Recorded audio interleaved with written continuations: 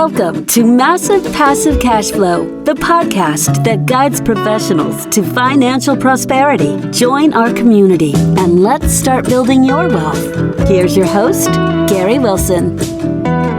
Welcome back to the Massive Passive Cash Flow podcast. I'm Gary Wilson, your host, and I'm glad to have you back on the show. If you wouldn't mind doing so, if you haven't already done so, is please subscribe to the podcast on whatever your favorite channel is. We're on 30 different channels. You pick the one you like. And while you're online, please visit globalinvestoragent.com. This is where you find real estate agents who are not typical. They're what you're used to. These folks are trained to work with you and I, the investor. I mean, we know because we train them, actually. There's only one place to get this certification, and that's us. So we're investors. We train them to work with us. They know how to identify, analyze, and negotiate on and off market deals. But it's traditional brokerage, so it's not like we're not doing syndications and joint ventures. We have partners to do that. We have one of those partners on today. So Cooper Drenner's here from Austin, Texas. Great place to invest, by the way, if you haven't done that. So Cooper, welcome aboard, man. I appreciate you taking your time to do this, you know. Of course, Gary. Thank you for having me, and thank you for the kind of intro. Yep, I'm glad to do it. You're one of my favorite places. I mean, for those of you who have not been to Austin, I highly recommend it. I mean, San Antonio is not that far away, and they're famous for the Riverwalk and all that. But Austin, man, it's a music city. You can go eat outdoors year-round. I mean, there's beautiful lake country around there, wine country. It's just an awesome place. And most of all, for all of us investors, it has been one heck of a place to invest. So if you wouldn't mind, Cooper, kind of take us back to the early days. What led you to getting into investing? I understand you went to school there. Maybe start there, because that's how my story started. I just got lucky, you know. So, Well, Gary, you bring up. I'm actually what's called an Austinite unicorn. As is my business partner. I was the only city I've ever lived. I'm born and raised, and obviously went to UT, the University of Texas here in Austin. And I'll say this: Austin was never my goal not to leave. It was never. I'm very fortunate, but I'm also going to be honest that from an investing standpoint, I'm a little bit of the kid who was born on third base and gets to pretend to hit a triple.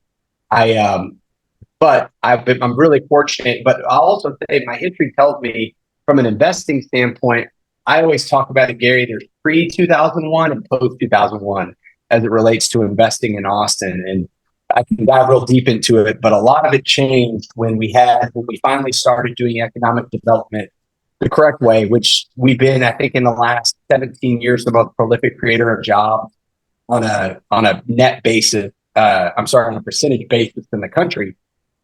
And before that, we were one of the bigger boom bust markets in the country. And so we're super fortunate and super blessed to be what I would say kind of in the convalescence of a conservative state where business owners like our politics, and a local kind of progressive city where people can feel like they're maintaining a lifestyle. And I've just been very fortunate from an investor standpoint to ride the wave.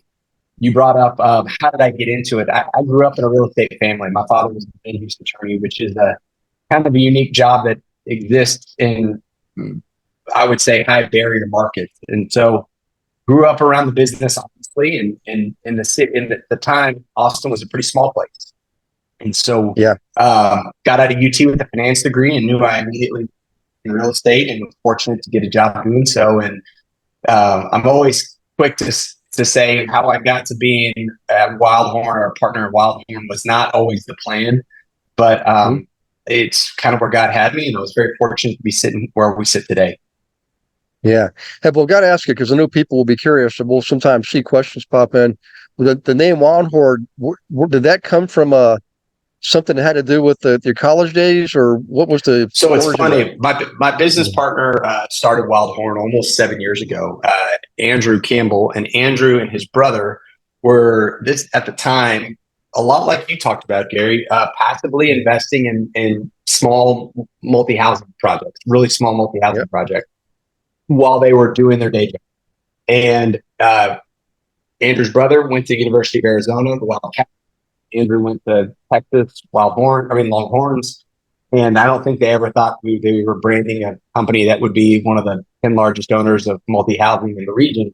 But at the time, that's how Wildhorn happened. It both sounded and worked right, and our branding's changed over time, but that's how we started there, or that's how the name came to be. Yeah.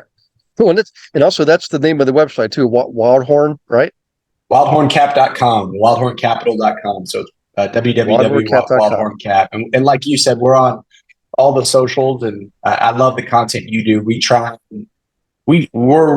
a lot of content, and like anything, we're trying to always, whether you're an investor with us or not, give content, whether it's books we read we love or things we're thinking about. I also know, like you, Andrew or I write it, and that's one of the things we get good feedback on, is people can tell we write it. We send a monthly newsletter out to all of our people that subscribe to our website, whether you're an investor or not. But we write everything, and it's really stuff that we are thinking about or talking about in our four walls. Yeah. Well, I love the philosophy. I mean, it's the thing is a lot of investors who are looking to invest in joint ventures, partnerships, syndications are looking for opportunities just like what you offer, because they know Austin's a great area, and it probably will continue to be for quite a while. But also, you're authentic and genuine. I mean, there's a lot of outfits out there that they're pretty big, but what happens is they're not as nimble, they're not as flexible, they can't move as quick. They've got it's like trying to steer a battleship in a pond. It's hard to do. But when you can be lean and mean and be flexible and be nimble, and you can deploy the assets you have and the capital you have, creatively and be resourceful, be innovative. I mean, that's one of the secrets to success is 9 investors will look at an opportunity and see it two-dimensionally. They'll just look at it linearly. But there's always the entrepreneur who looks at it 15 different ways. I mean, as many ways as possible to determine what's the best approach, what's the best way to structure that deal for the greatest, depending on what your game is. If it's, capital appreciation more, cash flow less, that's one thing. But if it's cash flow more, capital appreciation less, you've got the right strategy. You know how to apply and deploy your strategies, and you can do it in your marketplace more easily than a big national outfit can. I mean, I've seen both. I've worked with both, and you guys, what you've been able to achieve in a short period of time is pretty astonishing. That's a great accomplishment. So, would you mind talking a little bit about what it is you're doing as far as strategically? You don't have to divulge all your secrets, of course, but everybody's got something. All investors, we learn from other people. We learn from doing, and we end up kind of creating our own little, shtick, if you will, or just something that makes sense to us. Is there something like that you can share with people? And that might help explain why you're so successful. And if they're interested, hopefully reach out to you, because they can participate, because your returns are astonishing. I mean, it's really spectacular, Well, and I appreciate you saying that. And one thing I'll also tell you is the last 5-6 years, this well, Gary, have made everybody look smart, right?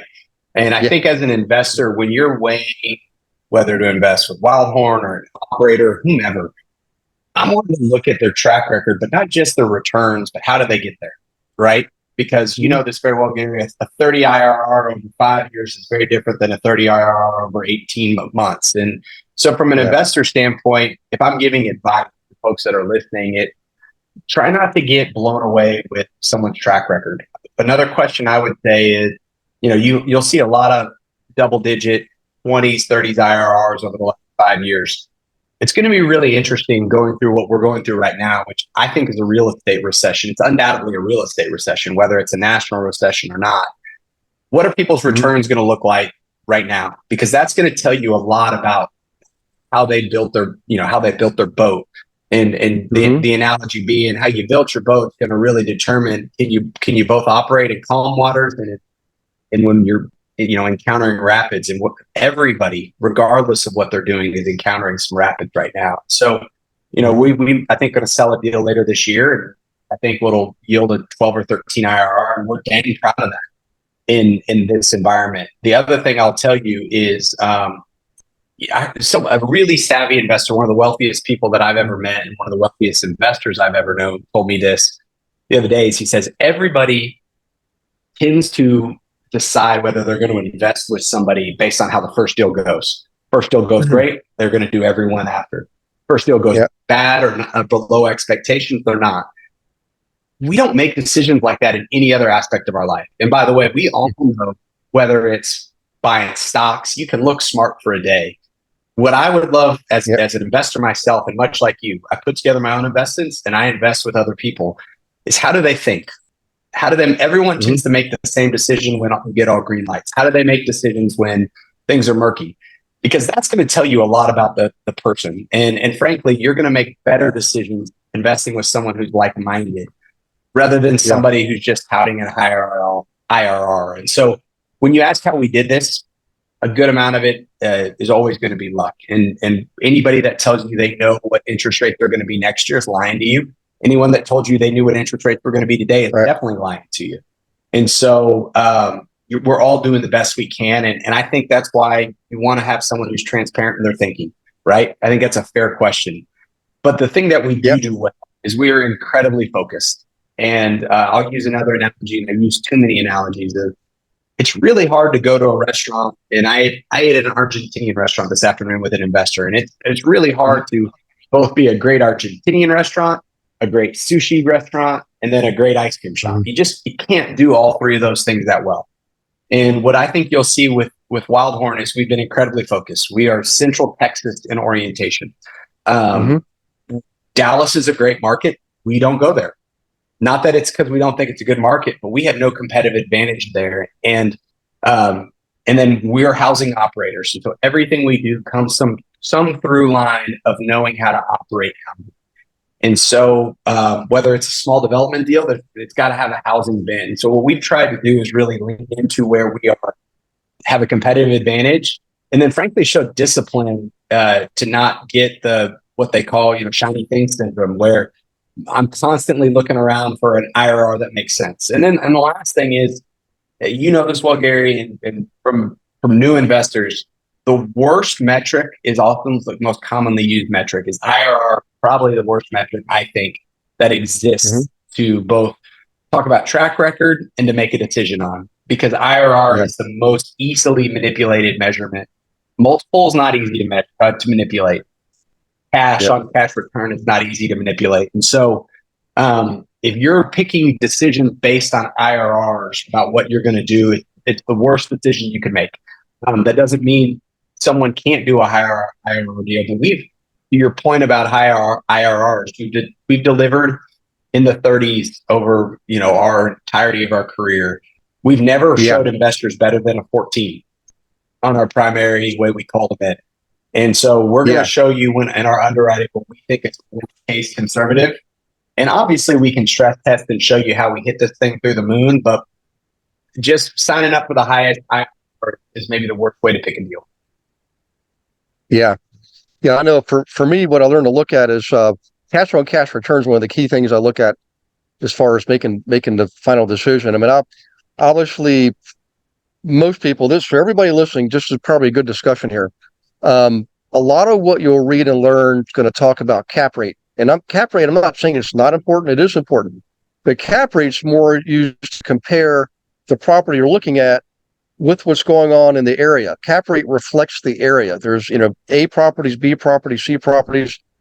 And you can find these cap rates for the different categories of properties for any area. Hey, Tio, when you get to this point, please pause and we'll start up again in a second. Hang on just 1 second, Cooper. Hey, No Mom, worries.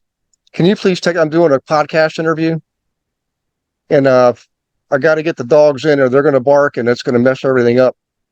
So, Lukey, you too. So cap rate reflects more of the area relative to the type of property. And then when you're looking at a specific property, you look at that cap rate relative to the area to see, okay, this thing's competitive or it's not competitive. There's going to be all kinds of reasons why. Then you do your due diligence, and in your due diligence, you want to look for the rent rolls. I suggest you get rent rolls that are certified, because that means the owner and or the landlord is verifying in writing that the data is legitimate. Okay. And wherever you see patterns of vacancies or disruptions, you can go and get the local court records and see if they've been to the court too many times. Maybe there's one particular unit that's a trouble unit.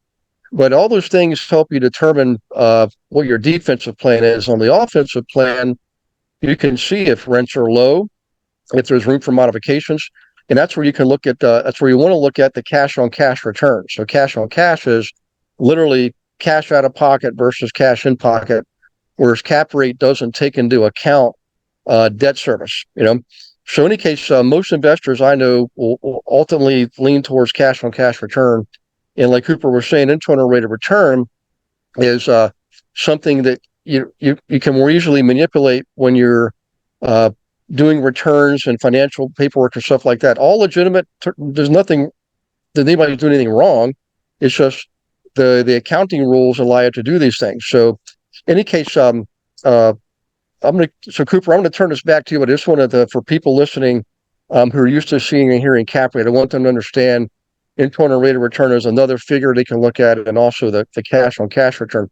So speaking of that, do you have what type of cash on cash returns do you normally look for in Austin? Because I've not invested there. I mean, I've been there quite a bit. I've just never bought there before, Mm-hmm. Well, it's interesting. We're going through, and for those that are somewhat new to the space, we're in like all things in real estate, it's a unique time. So interest rates are the highest they've been in over 22 years, highest they've been in my business career. And this is also, in addition to that, this is the fastest rates have gone up in over 30 years. And so we're dealing with a somewhat unprecedented time from that standpoint. And so the other thing you brought up, Gary, with relates to cap rates is cap rates tend to be somewhat, they are correlated to where your 10-year treasury at, where what the Federal Reserve is telling us interest rates are. And so long story short, cap rates are out of control, are outside of your control is probably the best way. So we've tended to try and target, 5 to 6% cash on cash returns over a 5-year period has tend to be what we've looked at. Multi-housing, for all the reasons that are both good, has been the most competitive space to be in. When I say competitive, read that as probably expensive, because right now there's all these conversations nationally about what is the future of office space. Do you need an office? Do you work from home? Are you working, some days at work, some days at home? But what has not changed has been people still need places to sleep. And so in places where the population is growing, like Central Texas has been, and continues to grow at an incredibly rapid pace, housing has been a safe place to be because people need places to live. Also, when you're thinking about investing, housing through recessions tends to do well. And by the way, we felt the correction undoubtedly, but if you think interest rates are much higher, that means it's more expensive for a first-time home buyer to buy it. They can afford less house. Everybody that owns a home or has thought about owning a home has done that math. What's my mortgage based on my interest rate? Well, if when rates are high, at all-time highs as they are now, at least over the last 25 years, that means people can afford to buy less house, i.e. they're more likely to rent for longer. And so we've been fortunate to be in that space that's been really sheltered, but we've undoubtedly felt a pretty significant correction based on just rates being at levels none of us in our wildest dreams would have guessed they would be in. And again, you look at, it's really, really hard. We follow a group called Pinsford that a lot of folks read that sort of reports on the comings and goings of the Federal Reserve. And sometimes it reads like a Real Housewives of New York on Bravo. But the biggest thing that you realize, that what we realize right now, we don't know what they're thinking about. It's not apparent. It's not overly transparent why they're making the decisions that they're making. And so that's always a hard thing to do in this time period. We're working on some things that we're really excited about. We're working on a couple build for rent communities, which the build for rent space we think is really interesting. And we've moved a little bit suburban. So we've moved in a lot into the path of growth of where housing is more attainable, if you believe that people can afford to live in less expensive things than they have previously. And I think no one's immune to that, whether they're someone that's very wealthy or a first-time investor. They're looking at, if you go try and buy a car today, they're going to tell you your interest rate's 7%, and your car payment, when your interest rate was 2%, is dramatically higher. And so it affects everybody across the board, and no different here. Yeah, I agree. What's interesting is the business we're in. It's how do I say this? The fundamentals are always the same, no matter where you are economically or where you are geographically. The fundamentals is like it's like laws of nature. Laws of nature. The sun's going to rise in the east and set in the west. It's how you apply them in relative to the marketplace, relative to the economy where you are, and the the demographics and social graphics. So if everybody here listening, if you haven't done this, some of veterans, I get it, you already understand all these things, but if you're relatively new, definitely study these things, get that publication, but also look up the terms IRR, cap rate and cash on cash return.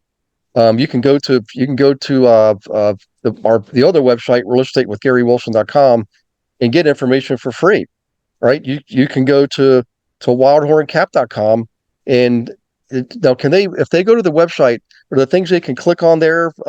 Get like Absolutely. I just wanted to take a moment to say thank you for participating in the Massive Passive Cash Flow podcast. Also wanted to let you know that the book Global Investor Agent is officially out in print and in Kindle on Amazon. You can get it by clicking on the link right here. If you are an agent, definitely grab yourself a copy. This book, guys, was not just written by me. I also included 8 other investor agents from around the country. And I didn't just handpick them. I literally opened it up to the entire audience, and it was first come, first serve. So you're going to get feedback from brand new agents all the way up to top 25 team leaders. Some on my team, some are not on my team, with valuable insight and instructions and guidance and actual checklists to follow to not just survive, but thrive in this market. I know you're looking for that advantage, and this is it. By the way, if you are an investor, grab a copy for your agent. And for everybody, all profits from the sale of the book, Kindle and print, all go to the Healing House Foundation, 100%. Thank you for doing that too, guys. Let's get back to the show. Okay, and we've got. I'm happy to talk a little bit about some of our deals and how we do our deals. But the other thing that I would encourage people, if you go to our website, subscribe to our newsletter. You pick up more by osmosis than you think. And Gary's website's a great example. And just consume as much as you can. Don't be afraid to read the notes from the Federal Reserve. I don't understand it all, by the way. And Gary, I know you talked a little bit about offline, like don't be afraid to give advice. One of the advice that I would give folks that are looking to enter this space is whether you're investing in a rental house for the first time or you're trying to put money in a fund, is I think people, and Gary and I spot oftentimes, and it's one of the things I'm very careful of, try and make it sound more sophisticated, more important, more inaccessible, more hard or sexy, whatever the world is. It's more intuitive than you think. And you're picking up more by osmosis. So if you're in a place where this is the goal, the first step is sometimes read everything you can. Go on the REIT reports of some of the biggest real estate REITs in the country. Their quarterly reports are public consumption. Read them, and you'll learn if you read consistently these same sections. You're gonna start to pick up more than you think. But also, don't believe it's more complicated than it is. And granted, there is some nuancy, goofy stuff that, by the way, I still don't understand. And this is my whole career. But the bare bones basics is the same whether you're building an office building on Park Avenue or you're buying a one-off rental house in Orange Beach, Alabama. They are not at the far ends of the spectrum that different. Yeah, you're right. The back to the fundamentals, the math that we use, you've learned primarily in grade school. I mean, some of it, the junior high stuff you might want to use. The most complex thing I ever learned was in one of the CCIM classes, and it was a very complex calculator. They calculated returns. And the funny thing is I've been doing this for 37 years now. In practice, in the real world, and we've done projects into the hundreds of millions. Never used that thing. The one I'm describing, never used it once. It all comes down to basic math. You've got income coming in, expenses going out. Where the complexity comes in is really understanding the area. I mean, grab the data, go to your local zoning board for Austin, for the state, for the county, and find out what the plans are also look where the grant money's going to. If you see where money's being driven to and diverted to, you'll know that there's going to be some gentrification there, some growth. But there might be some good value plays. I mean, Franco Harrison, famous running back from the Pittsburgh Steelers, a lot of people don't know this. He was a great investor. And when he bought a building one time east of the city, it was in a kind of a rundown area. But he's a great investor. I got to meet him at a football game. This is well after his playing days. But I'm an investor, so I said, I'm like a kid meeting Franco Harris, and I said, I got to ask you, why did you buy that old hotel? And he said, because I understood that they were getting a $10 million grant within a year, and nobody seemed to know it but me. So he bought it for pennies on the dollar, gutted it, took all the stuff away, the garbage, and sold it for way, way more than he bought it for. And then that person is the one that remodeled it and put it back into service. But it just goes to show you information. So our motto was always this: education plus information plus action equals results. And it always starts with the education. Like Cooper's saying, read the newsletters, guys. Go to the website, wildhorncap.com, get the newsletter, get the case study, learn all you can learn. Go to our website, grab all that, the books you can get for free. And then you come to class for free. All that stuff is designed to help you be more informed. So when you make decisions, you're making good informed decisions. But hey, you mentioned, or I mentioned case study, and you don't mind giving an example. Would you mind maybe going back to your playbook and one that you want to showcase? Could be the best one, could be the worst one, or one that maybe was, showed a combination of strategies. I mean, I trust your judgment, but it's something that will show everybody listening what's possible if you just simply apply the rules of the game. Absolutely. And by the way, I could do plenty of bad ones. And when I say bad, yeah, deals where things didn't go as you thought. Almost anyone that bought a deal in the last 18 months, that deal's under stress right now, undoubtedly, just based on where interest rates are. But we've been fortunate, and I'll talk kind of about two specifically. We owned a deal in San Antonio, an 80s vintage deal in San Antonio, that when we bought the deal, and the Bogue area, at some point you inherit usually the staff from operating an apartment complex when you buy it. And it's hard. Really, you're basing your decision on whether you're going to keep them or not based on a few interviews and how the property frankly performed in the 90 days before you bought it. Things had gone reasonably well. In the first 30 days, we realized, though, one of the employees, by doing our own bookkeeping, was stealing from the property. Fired them, turned them into police, the whole thing. But the property, unbeknownst to us, we had fraudulent return, or we had fraudulent docs, or the property wasn't as it appeared. So the owner wasn't in on it. It was just one of those things. And in much the same breadth, we found a huge water leak in the parking lot in the first 6 months of ownership. And again, can't control that. And so I talked about this in the beginning, a little great point to watch an owner, right? Two things you somewhat can't control, or bad luck happened, and you go, how are we going to dig ourselves out of the hole? Because at the end of the day, we're now behind the eight ball on what our business plan would be. And so we had to get busy and dig ourselves out. And we actually hit our return metric. It's our lowest return we delivered. It's what we promised investors we would deliver. Yeah. But it wasn't a 30. We hit a 15, and we promised investors we'd do a 4. We didn't promise. We said we think this deal turns a 14. And the truth of the matter is that might have been one of our most successful ventures, all things considered, given the headwinds we had to deal. In much the same way that we've been fortunate, and this ties to one of your deals. We bought a deal of an investment called the Baxter, which was on home property. And that's a great one that sort of has a little bit of what I would call kind of a secret sauce, our nuancey favorite things that are just matters of taste that Andrew and I love. It's townhome product. We really think people love townhome product at its core. I'm going to use real estate terms. There's stuff everyone knows. They're what I would call 3-story garden walk up, which means no elevators. It's how you see it. You can kind of see the doors from the outside. Usually there's staircases to walk the corridors. That's traditional garden product. Townhome product means a lot of times they're all, and in many cases, first floor entries, which people like, and they kind of end up being 2-story units. And so this is a really cool property in Northwest Austin. It sits on a full city block. It's a huge property. And we love townhome product. We think, all things being considered, of the same vintage, a renter will pay more for the same size unit if it's a 2-story townhome walk-up versus a 3-story garden deal. Even if the garden deal is a little bit nicer, people will prefer that. It feels more like a home.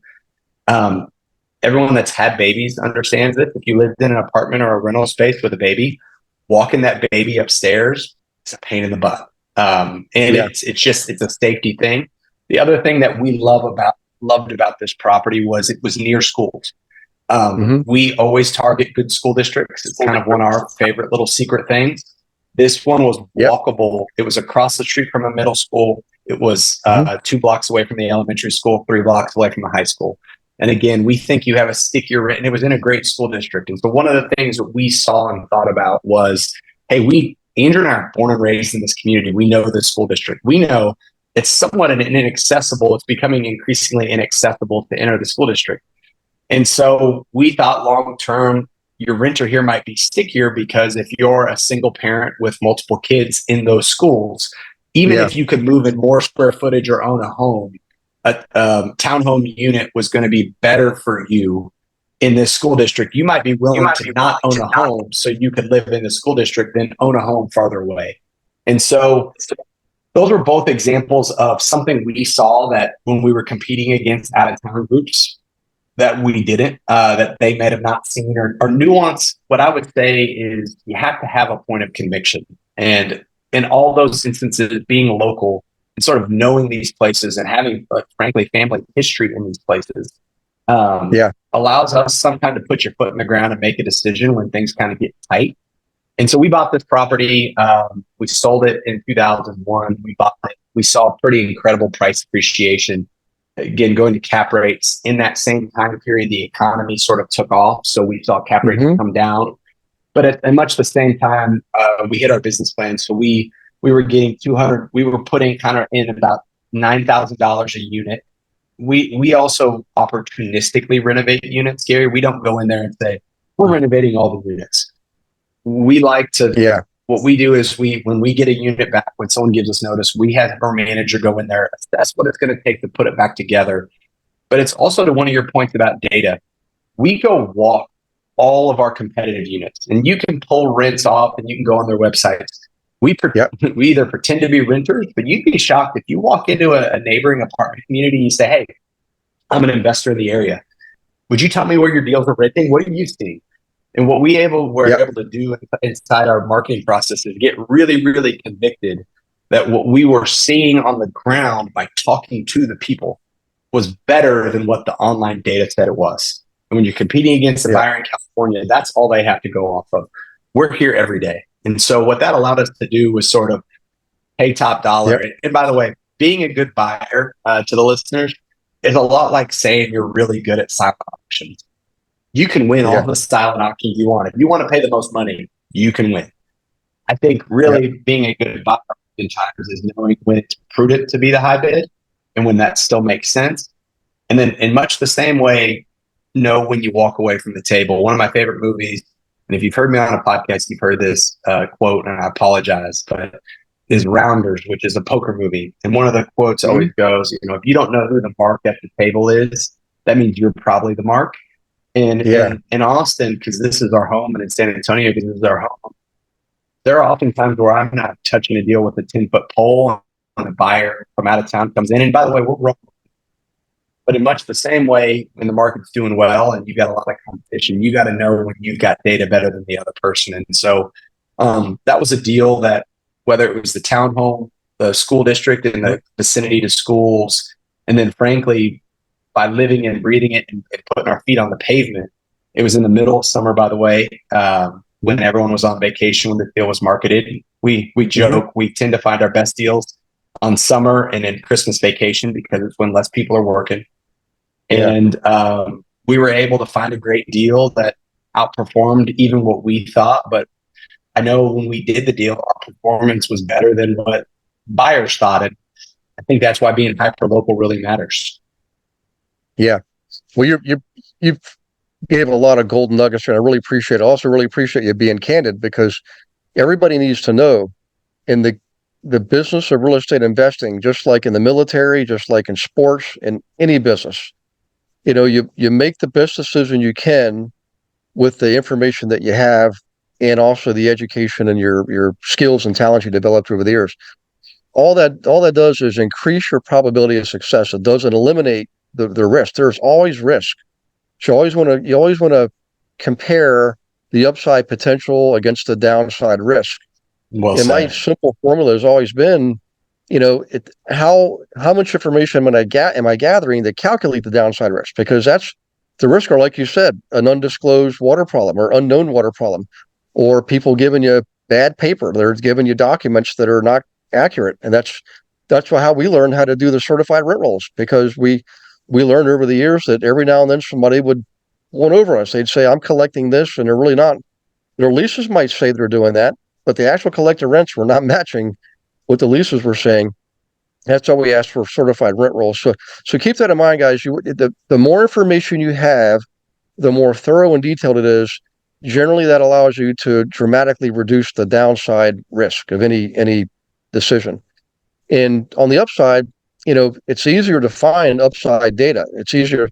You can go to websites all over the place and find out what the prevailing rents are. Again, you could be performing better or worse than that. And by the way, quick note: keep in mind, averages and statistics are just that. They're just averages. They're just statistics. Your performance should not be tied to an average, because you're not average. You're above average. That's why you're listening to the podcast. So, what you're doing is just looking for the data and the information. Then you dig deep, you go local, just like Cooper described, guys. That's a brilliant, brilliant idea. I can tell you the big outfits are not doing that.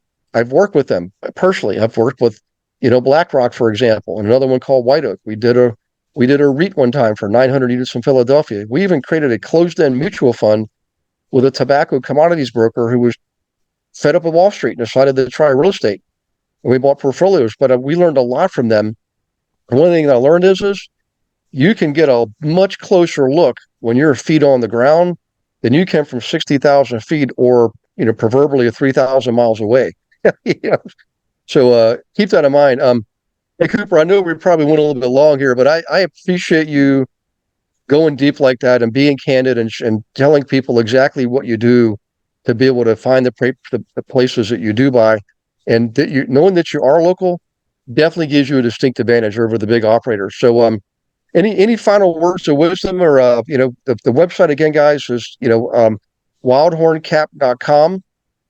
Cooper Drenner is your guy there, and Andrew. Please forgive me. What's Andrew's last name? Andrew Campbell, and we're on all the socials. Wildhorn's on LinkedIn, all the social media, but our website's probably the best place you can get all of us. And one thing, Gary, that's true is that we want to have a relationship with all of our investors, and so we have also a director of investor relations named Monet Bennett. But we are accessible, so if anything in here strikes a chord or it's worth a conversation, we're available. And you ask sort of words of wisdom. My words of wisdom is there's no replication. You can't. The experience is the best thing, and so sometimes we get paralyzed by how do we scale this, how do we grow this, don't be afraid to do the first thing. And sometimes the first thing is committing to reading stuff or finding someone to put a small investment in as a way to learn. But I think so oftentimes you and I, Gary, or maybe not us personally, but people like us give off the impression that we got it all figured out and that we were sort of born this way. And all of us sort of had to start with the first one and didn't know what we were doing, or started investing with someone else. And so I hope that just served as an encouragement for folks that are getting their feet wet, more so than the people that have been doing this every day. Yeah. Well, that's invaluable. I appreciate it. It's, everybody has to start at the beginning. I don't care what family you're born in, what town you're born in. Everybody starts at the beginning, and you keep swinging the bat, because the best thing about real estate, guys, is it's actually a very forgiving commodity to invest in. What I mean by that is you can make a mistake in real estate. You can, discover, unfortunately, after the fact, an undisclosed or unknown water problem, or, rents that really aren't what you thought they were, things like that. Those things can happen, and they do happen. But the thing is, you can always make modifications. You can raise rents. You can replace tenants. You can improve the property. There's so many things you can do because you have so much control over the asset.